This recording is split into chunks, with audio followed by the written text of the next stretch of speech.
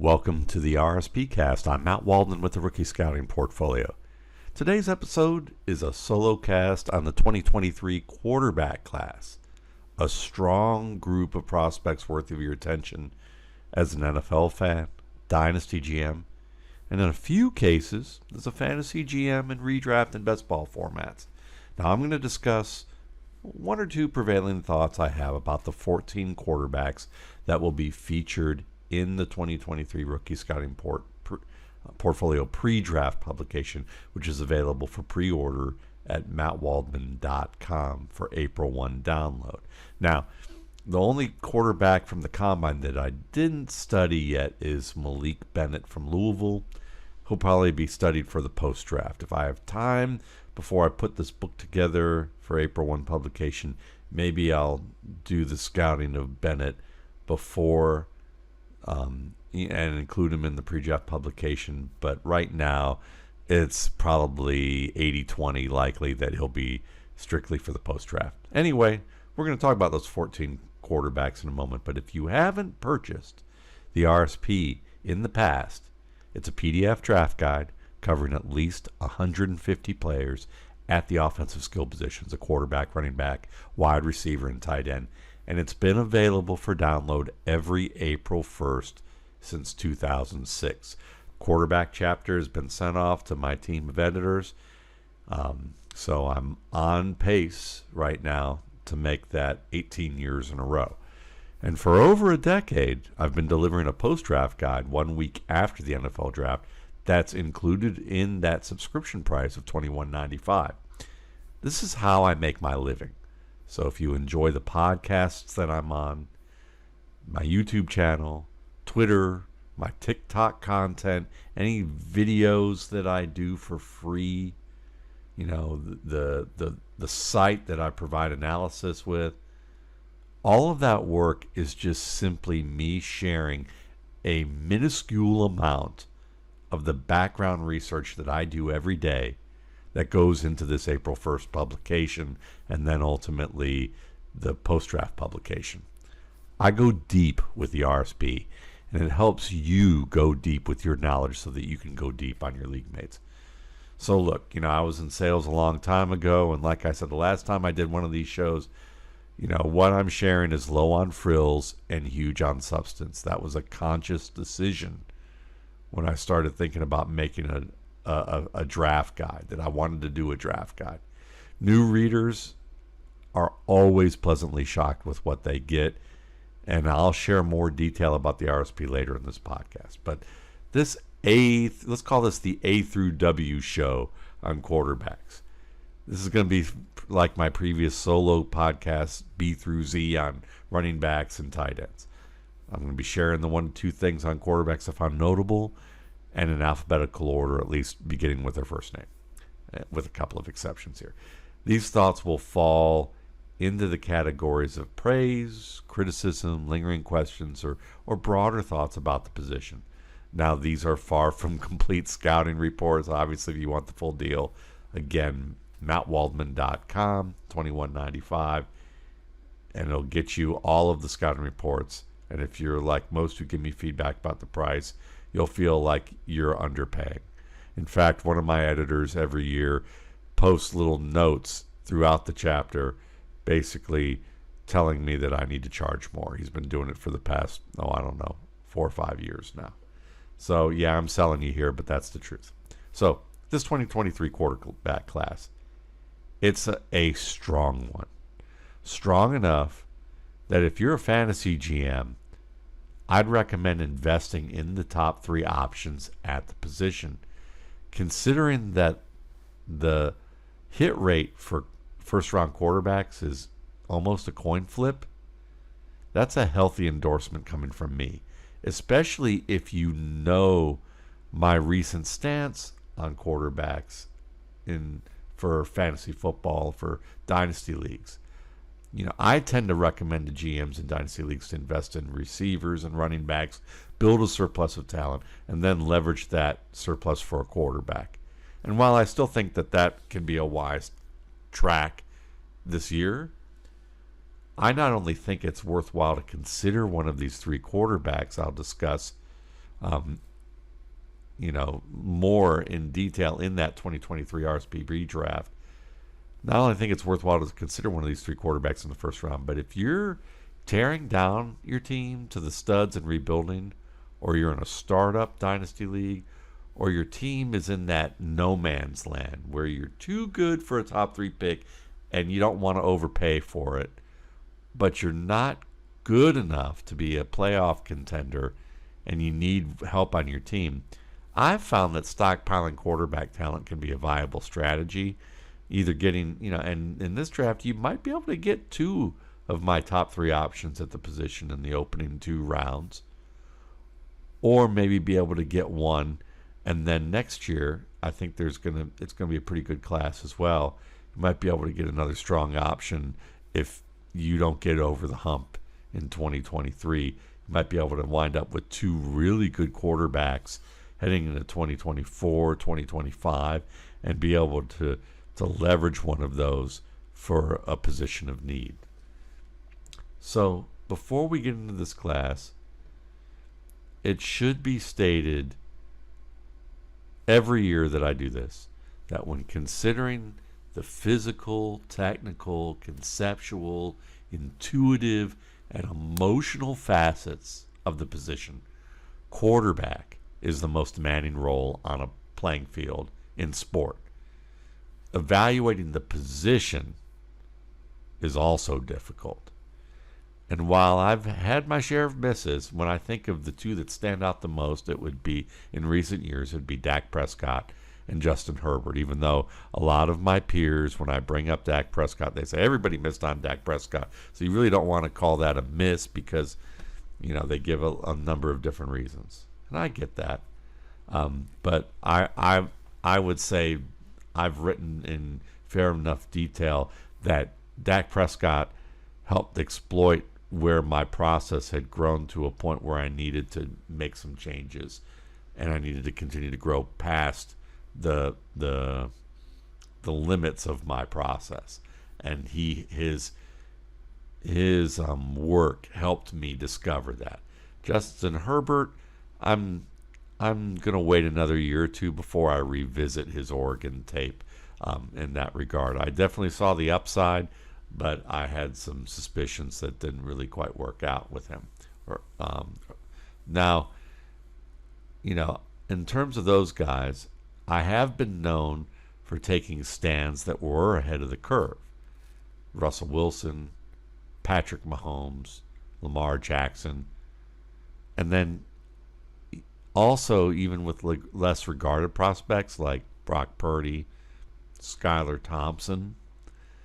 And I've raised significant doubts about players that people were all in on or very high on, like Mitchell Trubisky, Baker Mayfield, Drew Lock, Zach Wilson.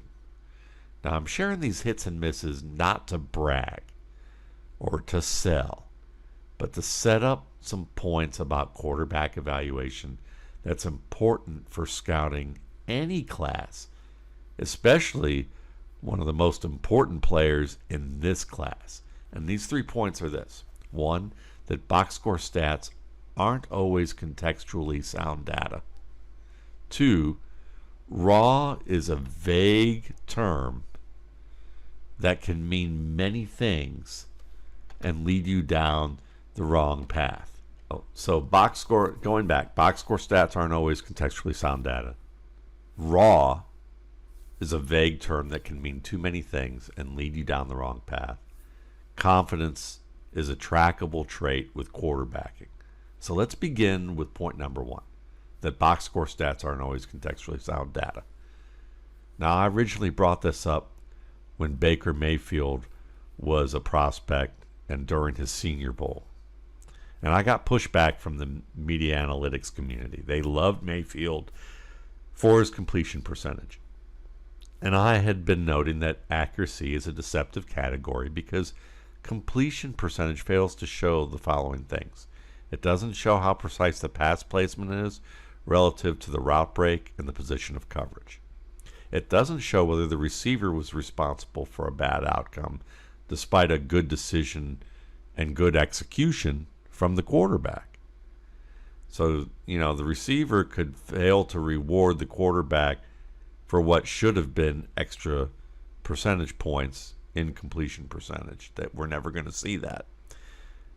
And it fails to show whether the quarterback executed the decision with the appropriate speed of confidence. Now, more on speed of confidence in a few minutes here. But that's a very important thing, because speed of confidence doesn't have to be as fast in the college game as it usually does in the pro game. Now, Mayfield had a high completion percentage, but his placement often failed to be pinpointed by pro standards, which he got away with because, again, the way most college offenses had to play the Oklahoma, or the way most college defenses had to play the Oklahoma offense, Mayfield got away with it. And then Mayfield was also late too often with delivering targets that should have been completed if he processed the game with the decisive confidence of an NFL starter. What would happen is that he might complete some passes in the red zone or near the red, or in against tight coverage that wasn't tight by NFL standards, where he was late to finally throw the ball after he had seen or could have anticipated the receiver breaking open and got the ball there earlier, and he got away with it against most teams. But then when he had to face, say, maybe a University of Georgia team with some pro caliber athletes at cornerback, he wasn't getting away with it. Or facing defenders playing tight man-to-man coverage that he didn't always see because of the defenses that mostly played Oklahoma opted for a different type of coverage. So how do you see these things that accuracy percentage or completion percentage doesn't show you? Well, for me, I chart games. And most scouts, well, I don't know if most scouts chart games, but a lot of scouts chart games. And the RSP has a charting methodology. And what I love about charting quarterbacks is that it contextualizes the degree of accuracy that completion percentage doesn't come close to doing.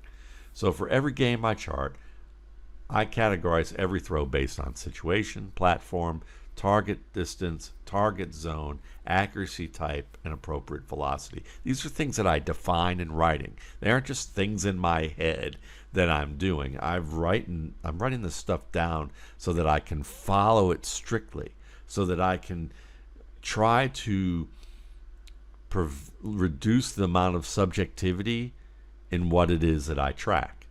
So the things that I'm looking at include scripted and unscripted situations, throwing the ball on and off platform, throwing from a stance and on the move, passes delivered to the same side of the field or the opposite hash, the presence and absence of pressure, targets against man and zone coverage in terms of at the best that I can do to discern between the two. And combinations of these criteria are matched with the zones and distance and ranges of the field. So I'm looking at, for instance, whether the player is throwing on platform, no pressure to, say, the short side, the short range of the field, because I divide distances in increments. So, for instance, short zones are 0 to 14 yards from the pitch point that the quarterback makes. So from the point where he's making the throw, that's where I start measuring the distance. So I do short, intermediate, vertical, and deep. And they're in 14-yard increments. Deep is distances basically greater than 43 yards, or 43 yards and greater. Then the zones I look at are basically short, intermediate, and vertical, but divided by the sidelines, the flats, and the middle of the field. So the sidelines to me are the numbers to the boundary. The flat region is from the numbers to the hash, and the middle of the field is between the hashes. And so you can see that there's a ton of combinations of things that I'm looking at and tracking on a spreadsheet.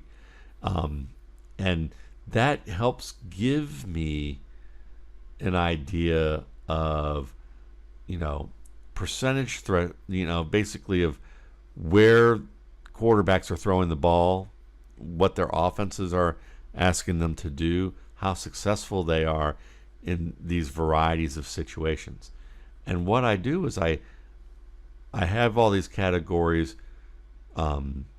paired up with percentage thresholds to grade accuracy in the RSP that come from Next Gen Stats for most of the criteria that I mentioned. So I'm and also grading accuracy in two ways: pinpoint accuracy that reaches a receiver exactly where the target should arrive based on the route, the receiver's position on the field, his primary coverage, and the secondary coverage of the defense. I'll take into account a reasonable percentage of general accuracy as well, which is simply just getting the ball within catchable range for the receiver. Now, a quarterback doesn't have to display pinpoint accuracy with every attempt at his top range to earn a spot in a certain tier. At the same time, there should be enough throws that I've tracked that illustrate the effort he makes to be pinpoint is something that he can replicate as he devotes extra work to his game. Now, while I'm using specific percentage thresholds for these accuracy grades, all charting data has a small sample size. Regardless of whether I'm using 9 games or 6 games or 4 games, or somebody else is using every game, all charting data and all accuracy data that you can get on football players is naturally a small sample size, regardless of what anyone tries to tell you in the public sphere. What's more important is to contextualize the data as much as possible, which is what I'm doing. And it means that the use of this charting data to create thresholds still is a work in progress. And when I see fit to use additional context to grade a player a tier higher or lower, I'll do so. But it's a very small tweak at best, and very rarely would I do that. So, when comparing the use of these thresholds in the way that I used to evaluate accuracy in the past, the differences aren't massive in most cases. But I have found that the data is particularly useful in clarifying which tier where I place performances. So a player like Dak Prescott, who had multiple accuracy grades on the cusp between two tiers, it would have made a discernible difference to his grade. And so this contextually based way of looking at accuracy, to me, is definitely more valuable than box score accuracy. And a good example of that was the times where Baker Mayfield and Lamar Jackson were prospects.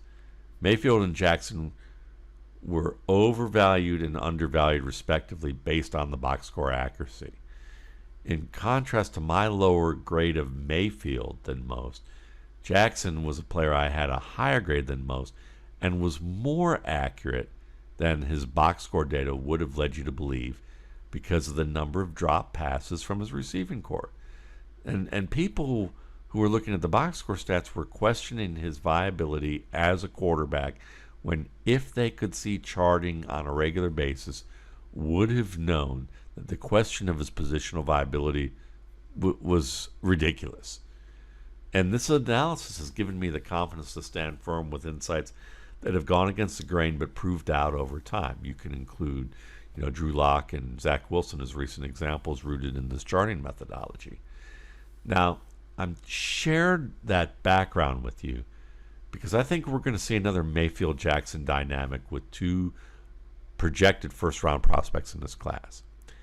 Anthony Richardson is seen as a raw athlete, whereas Will Levis has been seen as a first-round lock with pro-ready skills. Now, based on my charting and how I define my evaluation criteria, I think Big Draft has these players wrong and have had them wrong for months. I think Levis is the raw athlete, and Richardson is far more pro-ready than credited. And this leads to my second point, that raw is a vague term that can mean too many things and lead you down the wrong path. So, synonymous words don't always mean exactly the same thing. It can be similar, but have important differences and nuance.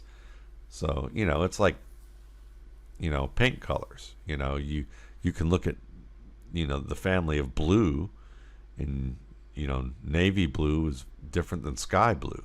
It's vastly different when you really, look at the nuance of it. So let's look at it this way, okay? If we're defining raw as inexperienced, perhaps in the same way that, Netflix's show Queen's Gambit, the character Beth Harmon, the chess player, was inexperienced playing tournaments, then the type of awareness, that type of rawness that she had, still had a shit ton of advanced skills, but she just lacked performance experience on the biggest stages. However, if you're defining raw as technically and conceptually unskilled, like say, Malik Willis last year, then you're talking about something very different. So to begin with A on our quarterback list, Anthony Richardson is raw if we're discussing his experience. But his rawness is not synonymous with Malik Willis. In fact, Richardson does have a shit ton of advanced skills that are difficult to teach top quarterback prospects if they haven't learned these skills to this point of being a college player ready to go pro. And it's even more difficult to integrate them on one play, integrate all the things that Richardson does well on one play to generate a productive solution. So that's kind of vague, abstract stuff. So I want you to think of it this way. Let's say Anthony Richardson's quarterbacking was like him learning the Vietnamese language, and you sent him to live in Ho Chi Minh City last year, compared to other prospects in this class who've been living there for 2 to 4 years. Okay, they've all learned Vietnamese, but the other prospects have learned it, and they've been living abroad for 2 to 4 years in Vietnam. And you just sent Anthony Richardson out there last year. Okay? If this was what Richardson's quarterbacking was like on film, then you're going to apply it to this situation, you would see that Richardson would have far more moments where maybe he got lost in Vietnam, he was late to appointments, maybe he even got fooled by a con artist on the street or a beggar because he didn't have the familiarity with common schemes designed to exploit him, and he might not have learned the nuances of Vietnamese culture. Okay? Whereas the other quarterbacks may have had more experiences, known what to look for, and knew how to avoid some of these things. However, if Anthony Richardson's quarterbacking was like him learning the Vietnamese language and he was sent to live in Ho Chi Minh City just last year, it's also true that if you compared him to the other prospects in this class that have lived there for 2 to 4 years, that Richardson would have proven to be an excellent conversationalist who could talk and listen to the language spoken at the rate of speed that natives speak it, and he could even understand it and speak at that speed while he's multitasking during these conversations. He could even pick up and convey wit, sarcasm, and emotion into his responses, and meanwhile his peers who'd been there longer maybe knew more about Vietnam and the culture from living there and what to watch out for, but they were still talking slower. They still needed others to talk slow or repeat the same thing several times, and they didn't pick up on or convey emotion as well as Richardson did. To me, that's the accurate way of describing Richardson's rawness as a quarterback. Now, he's going to have some dramatic highs and lows early on in his career, but his definition or version or embodiment of raw is completely different when comparing it to what Malik Willis's version of being raw is. Okay, so yeah, I mean, think about that. It's like, there are people who, to me, the language part is a perfect example of that, because you can learn the customs and the culture and be more aware of the little tricks that go on or how people are.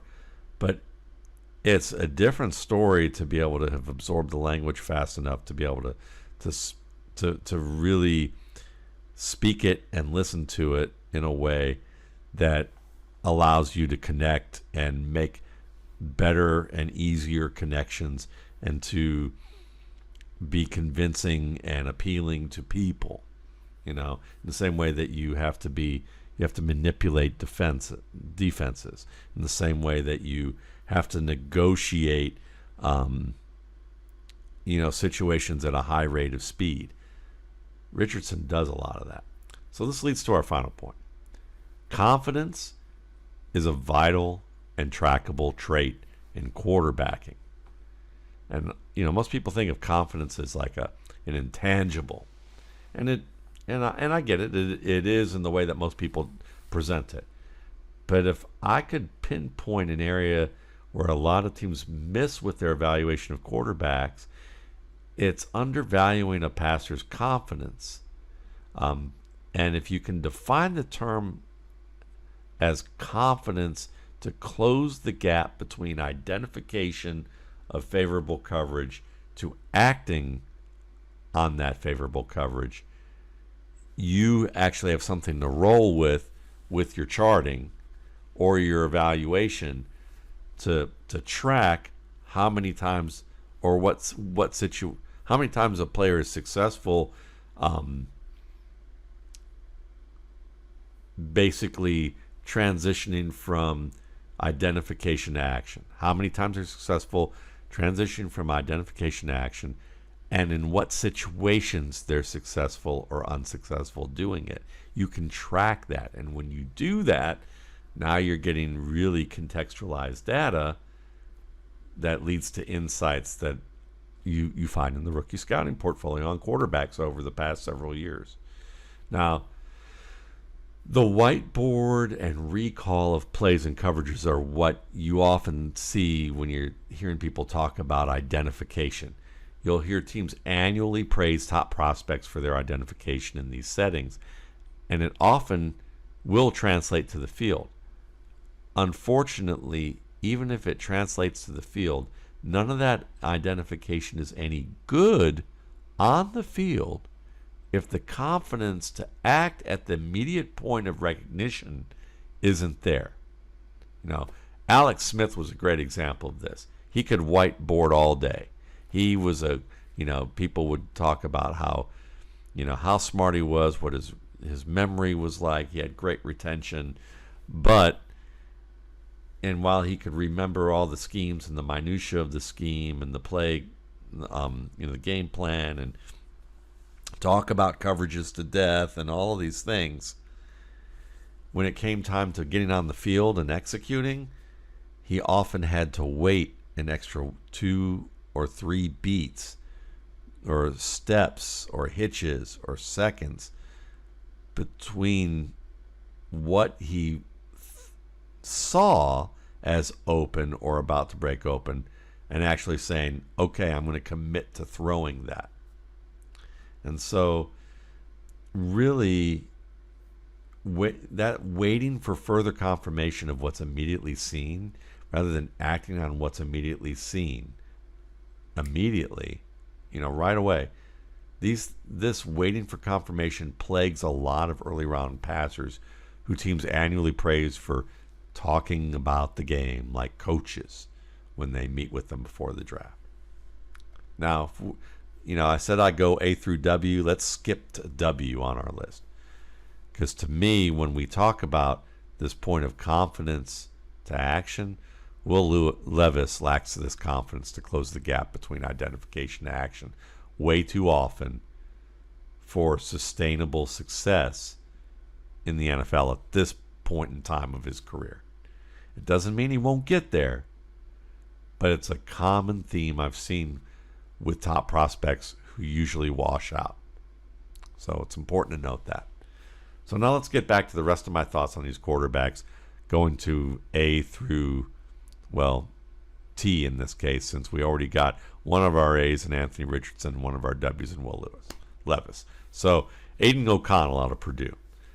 I love his aggressive confidence with tight window targets, but at the same time, there's a bit of burn the boats mentality with his game. I mean, he's got to learn to throw the ball away because he is not very mobile. His former walk-on, he's been a good Big Ten quarterback, but he has to make sure that he can temper that ability to attack downfield in tight coverage, in the middle of the field even too.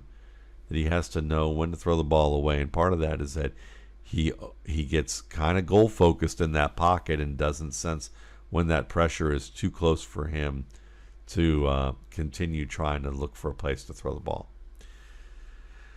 Bryce Young, listen, he's Kyler Murray small, but he's not Kyler Murray fast. At the same time, I think if Kyler Murray could be honest with himself, he would wish all day long that he had Bryce Young's pocket management. Murray may move twice as fast as Young, but he's also prone to wasting twice as much time and space, compromising his pocket and inviting pressure unnecessarily due to all that wasted movement, and as a result forcing receivers to reroute due to his inefficient maneuvers. Young may not be as quick or as fast, but he's savvier with his movement, and he rarely does any of these things that Murray does that can basically wreck a passing play if he doesn't playground his way into a huge play.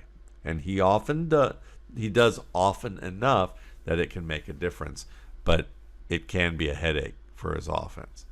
Now, comparisons are problematic. They're entertaining, but they're problematic. I like using multi-dimensional comparisons based on a player's playing style, his build, his athletic ability, and to some degree, where I think his talent is. In the case of Bryce Young, if I could create a comparison spectrum that you could visualize in multiple dimensions, it would be that of a four-legged table.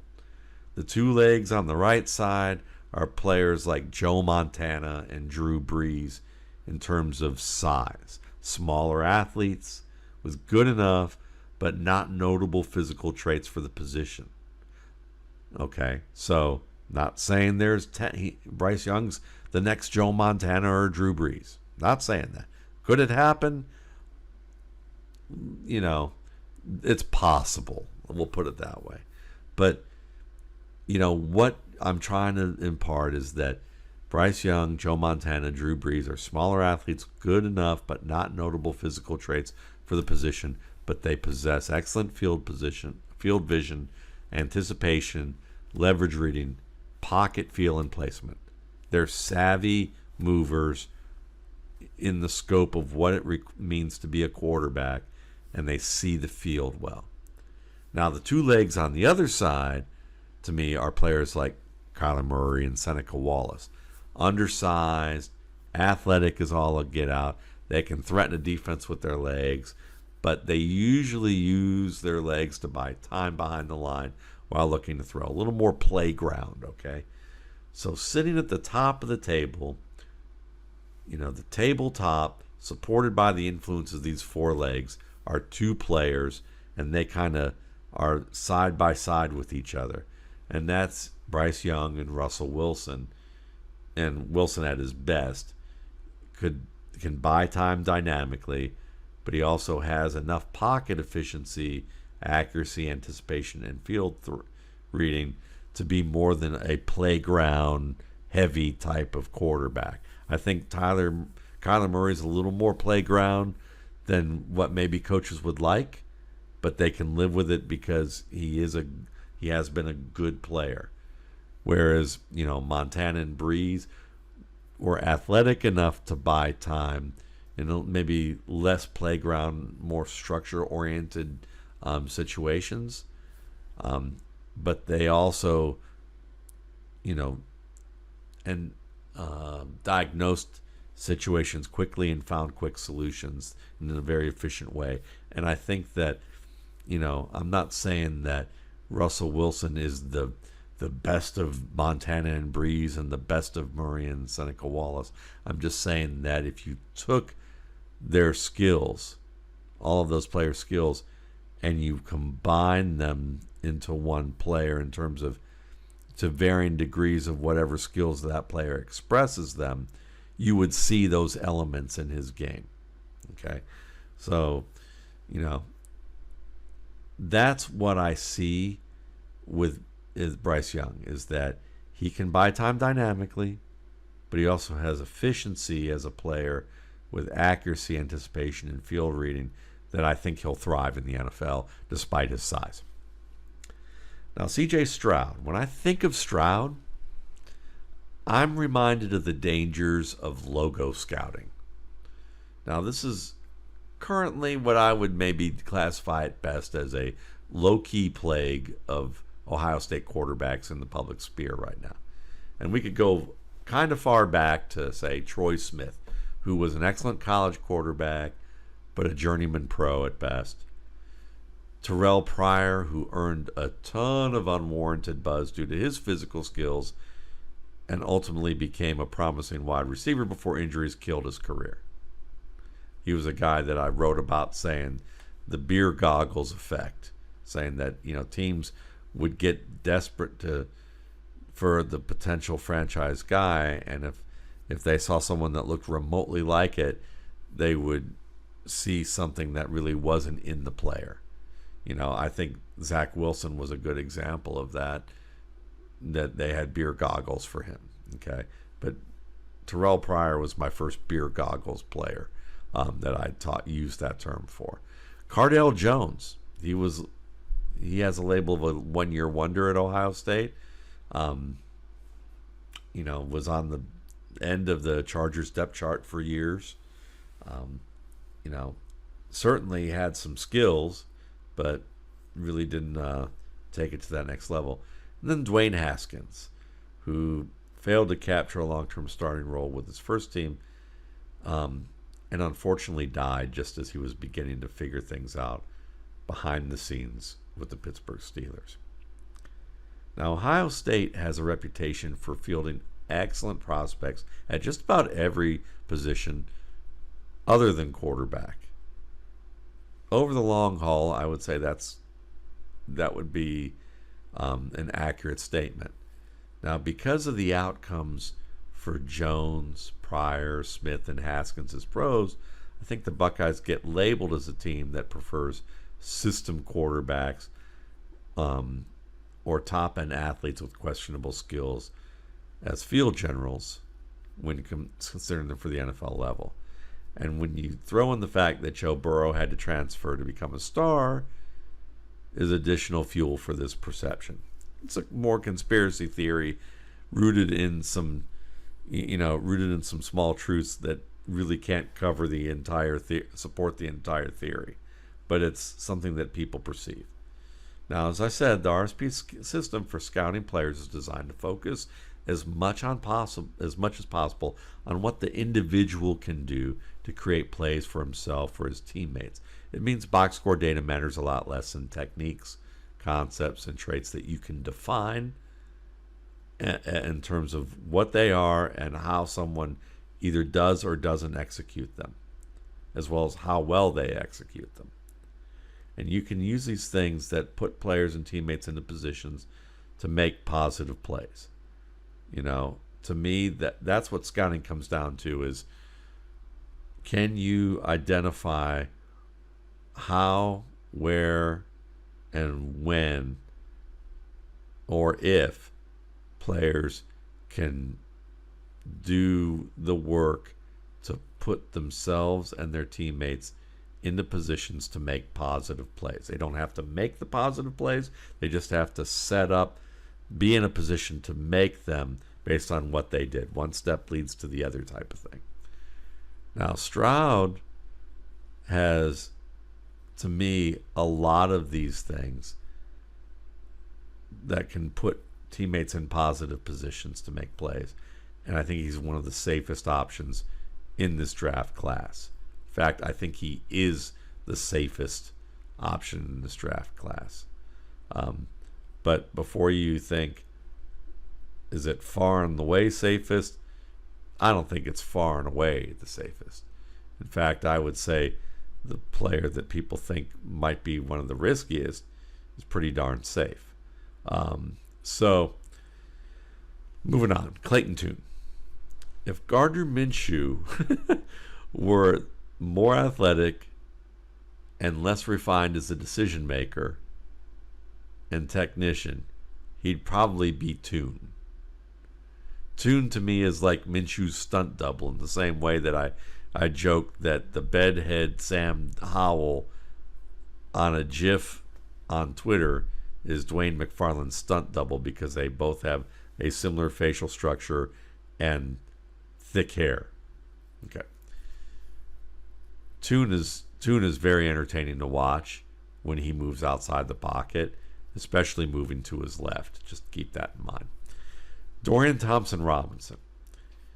Now, his release footwork's problematic. He has to become more aware of coverage adjacent to his targets that can get into position to peel off their assignments and cut off the passing lane. But with that said, Thompson-Robinson is the player on my board probably with the lowest grade who I still think can have a lasting career and make significant strides as a pro. He's a guy he's probably one of the last of the guys that I would urge you to monitor closely. All right, Hendon Hooker out of Tennessee. He's athletic. He executed well at both Virginia Tech and Tennessee in their offenses. He's better at reading leverage on the same depth as the receiver than he is when the depth is playing over the top. He tends to misread these situations and throw into the defender's position when the defender is playing over the top.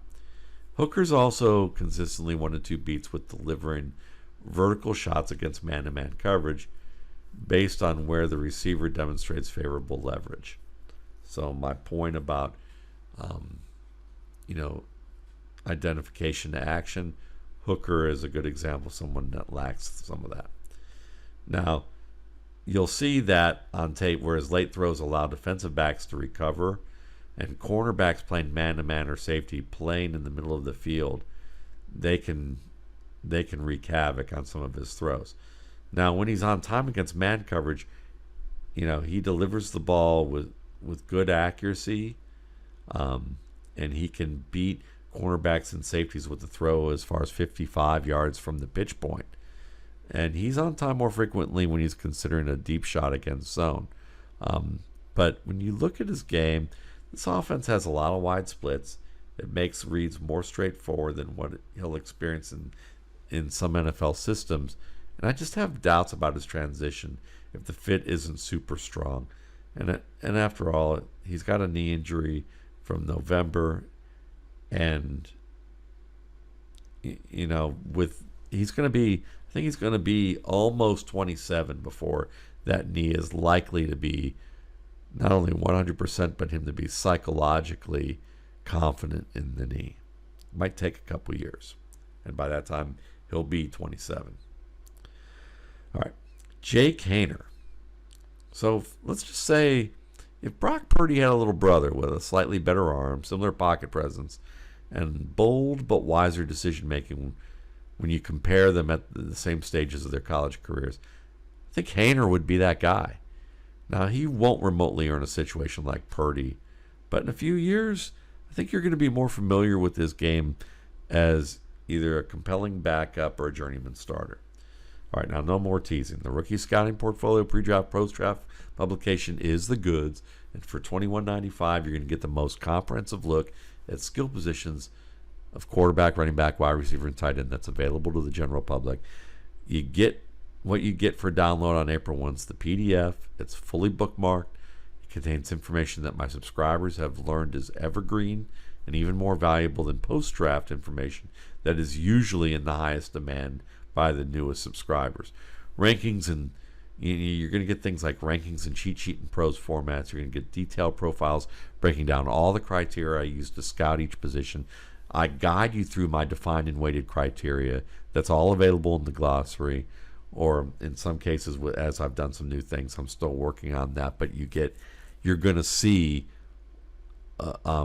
you know, well-defined weighted criteria, and you're going to get an entertaining understanding of my evaluation process and how the pieces make the whole of each scouting report. And you even see analysis with recent draft trends at each position, and what I think is changing with how the league assesses the positions. You get stylistic comparisons that I think are reasonable and detailed, even if it's just, you know, how I place the names next to each other. You get, again, 150 prospects profiled pre-draft at minimum. Rankings from my past 3 years of classes updated multiple times during the season through a newsletter. The post-draft guide, that's also part of the service, is available no later than a week after the draft, and it delivers great fantasy analysis rooted in football scouting that I did for the pre-draft publication. You get ADP tracking from multiple leagues, updated rankings and tiered cheat sheets with sweet spot values. That's what I call it, which is the value between my valuation of the player and the post-draft ADP. So, for instance, when I was super high on Nick Chubb and Patrick Mahomes, I knew that they weren't going until the middle to the end of the second round in a lot of drafts. So instead of telling them to take those guys in the first round, I showed them where they could wait to use their first round pick on a compelling talent, and then still being able to get Mahomes or Chubb and really thrive. Okay, so you also get analysis on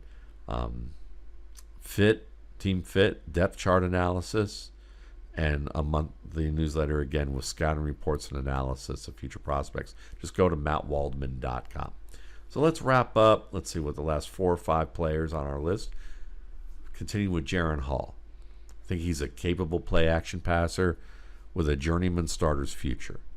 And there's about 5 to 6 players in this class that have the dimensions and throwing velocities of players in that range of Dalton, Breeze, and Wilson, or Minshew. And most of these guys probably won't earn anything earlier than a day 3 draft selection, but I think all of them have potential to outplay their valuation. In fact, I think there's 8 players in this draft for quarterback in this draft who have a higher draft grade from the RSP than, you know, some of my 4th, 5th, or 6th ranked players from the past 2 years at the position. That includes guys like Davis Mills and Zach Wilson. Again, you know, there's probably 5 to 6 players in that mid-tier alone who would fit that. So Jaren Hall is one of those guys. I think he could be, you know, he's not someone that I think you're going to be drafting in most leagues, but he's someone to monitor. Max Duggan is another example of that. You know, Quentin Johnson may turn into a primary NFL starter, but he's going to have to do more than attack targets with overhand position and workouts where he's uncovered. Although most will say, you know, Johnson made Duggan look good with Johnson's flaws at the catch point where, you know, when he's not catching passes against open space. I think Duggan's the one who made Johnson look good. Duggan has that Jeff Blake ability to put air under targets and deliver opposite hash with better accuracy than any quarterback in this class. That's how good his opposite hash throws are. Does that make him a viable starter? No. He's got work to do, especially his mechanics. With his lower leg, he's kind of got a baseball style with his lower body when he throws, and there can be some issues with that, with the ball sailing. Now, Stetson Bennett also fits within that realm of those 5 to 6 players with those Breeze, Wilson, Dalton, Minshew dimensions. Now, his arm strength and quickness have been underrated parts of his game until the combine, you know, and then people started to take notice that, oh, this guy has an NFL arm. Oh, he's as quick as some of the slot receivers, or if he's quick or quicker than most of the receivers that ran at the combine. Now, I'll say this, if Bennett didn't have some flaws with reading zone coverage, he would have been in the top tier on my board. And he might have threatened my number 3 quarterback for that third spot. I was surprised about that. I was surprised about his potential for delivering athletic and creative solutions on film. Stetson Bennett, I may get a little punished for the public intoxication arrest that he had in Dallas. But I don't think it's going to cost him getting drafted. I won't be, I'm not, I'll look at it this way. I think he's likely a day 3 guy. But he might have been an early day 3 guy if not for the arrest. I don't think it's going to completely derail his draft value, but he'll take maybe another round hit for it. And we finish with 2 more players here. Tanner McKee out of Stanford. Big, strong, good arm. But I'm concerned that his offensive line at Stanford really limited our ability to determine the full scope of that accuracy and arm talent, and I wonder if his experiences dealing with so much pressure will alter his reactions to pressure long term. That's the concern with him. Now, Tyson Bagent out of Shepherd, if you know where Shepherd is, Shepherd College is, I believe, in West Virginia. They play teams like Colorado School of the Mines and Southern Connecticut State. And that means that, he's facing defenders who are generally smaller in they're Division II players. They're generally smaller, not quite as athletic. There's not a lot of players who are as athletic and skilled as a guy like Bagent on the field. There's usually maybe 1 to 2 players on each team who might threaten to have those types of skills who are in the starting lineup. So for me, Bagent's ideal development play would probably be intermittent playing time to learn from mistakes and recalibrate his boundaries as a decision maker, now playing at a higher level of football. Now, it's doubtful this is going to happen that way. I mean, we don't see intermittent playing time very often. But he is a compelling enough prospect to earn a backup role within a year or 2 or 3, and I think that could lead to intermittent playing time. But even without it, I think Bagent has the tools to develop into an NFL quarterback and note, and it makes him worth monitoring during the next few years. Well, here we are, almost 4 o'clock in the morning here. I was a little, I guess a little amped after finishing the RSP chapter on quarterbacks. Now I've got to decide which chapter I'm going to do next.